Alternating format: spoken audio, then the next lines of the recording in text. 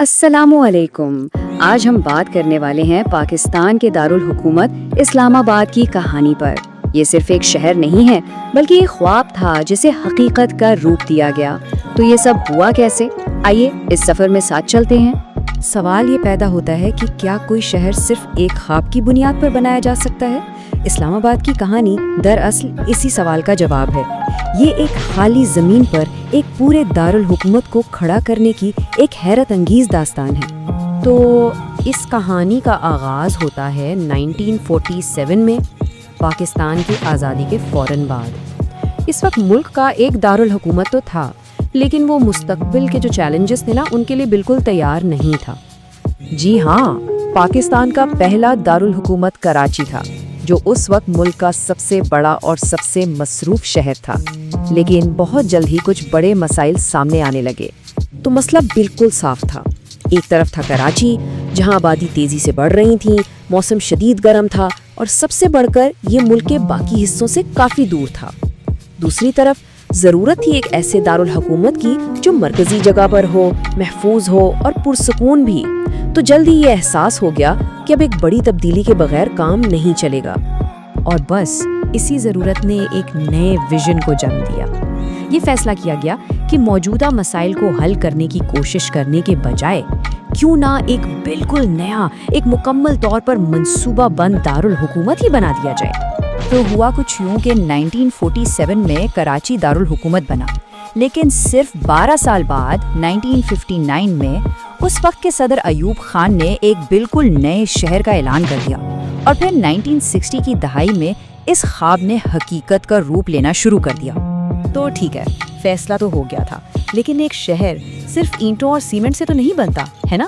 اس کے لیے ایک بہت ہی جامع منصوبے کی ضرورت تھی، ایک ماسٹر پلان کی۔ اور اس خواب کو حقیقت میں بدلنے کی ذمہ داری سونپی گئی ایک یونانی ماہر تعمیر کانسٹنٹینوس ڈوکسیاڈرس کو۔ ان کا جو ماسٹر پلان تھا نا، وہ صرف عمارتوں کا نقشہ نہیں تھا، بلکہ ایک نئے طرز زندگی کا بلو پرنٹ تھا۔ ایک ایسا شہر جو منظم بھی ہو اور قدرت کے قریب بھی۔ اس منصوبے کا اصل کمال اس کی چھوٹی چھوٹی تفصیلات میں تھا۔ دیکھیے، شہر کو ایسے سیکٹرز میں بانٹا گیا جو اپنے آپ میں ایک مکمل کمیونٹی کی طرح تھے۔ ہر سیکٹر کی اپنی مارکیٹ، اپنا اسکول، اپنے پارکس، سڑکیں چوڑی اور درختوں سے بھری ہوئی، اور ہر طرف ہریالی، گرین بیلٹس۔ سچ پوچھیں تو یہی وہ منصوبہ بندی ہے جو آج بھی اسلام آباد کو پورے پاکستان میں ایک منفرد شہر بناتی ہے۔ منصوبہ تو تیار تھا، لیکن اسے زمین پر اتارنا ایک بہت بڑا چیلنج تھا۔ اب وقت تھا تعمیر کا، ایک بنجر زمین کو ایک جیتے جاگتے شہر میں بدلنے کا۔ اچھا، ایک دلچسپ بات یہ ہے کہ جب اسلام آباد بن رہا تھا تو اس دوران قریبی شہر راولپنڈی کو عارضی دارالحکومت بنایا گیا، یعنی ملک کا سارا نظام وہیں سے چلتا رہا، جبکہ ساتھ ساتھ ایک نیا کیپٹل اپنی شکل لے رہا تھا۔ اب شہر کی آبادی ظاہر ہے ایک دن میں تو نہیں بس گئی، یہ ایک پورا مرحلہ وار عمل تھا۔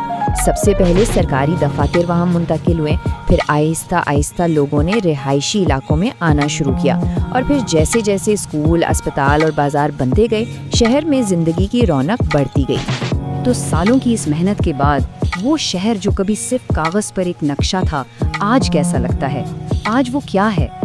آج کا اسلام آباد پاکستان کی پہچان کا ایک بہت اہم حصہ ہے۔ فیصل مسجد کی شان و شوکت سے لے کر پارلیمنٹ ہاؤس اور سپریم کورٹ کی عمارتوں تک، اور مارگلا ہلز کی قدرتی خوبصورتی کے بیچ بسا یہ شہر ملک کی سیاسی اور ثقافتی زندگی کا مرکز بن چکا ہے۔ اور یہ بات صرف خوبصورتی تک ہی نہیں ہے، اس بہترین منصوبہ بندی کا نتیجہ یہ ہے کہ آج اسلام آباد کو پاکستان کے سب سے صاف ستھرے اور محفوظ ترین شہروں میں شمار کیا جاتا ہے۔ یہ اصل میں اس کے ماسٹر پلان کی کامیابی کا سب سے بڑا ثبوت ہے۔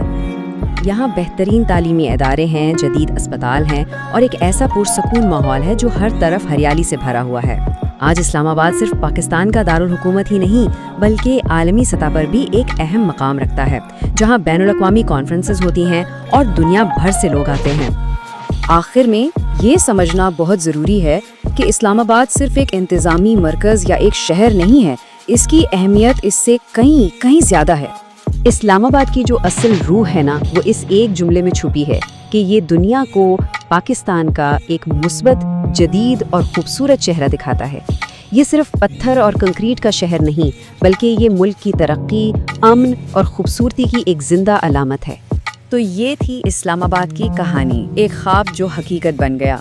اس کی کامیابی ہمیں یہ سوچنے پر مجبور کرتی ہے کہ کیا مستقبل کے جو بڑے چیلنجز ہیں ان کا جواب بھی ایسے ہی منصوبہ بند شہروں میں چھپا ہے؟ اس سوال پر ضرور غور کیجیے گا۔ اس تجزیے کو دیکھنے کا بہت شکریہ۔ اللہ حافظ۔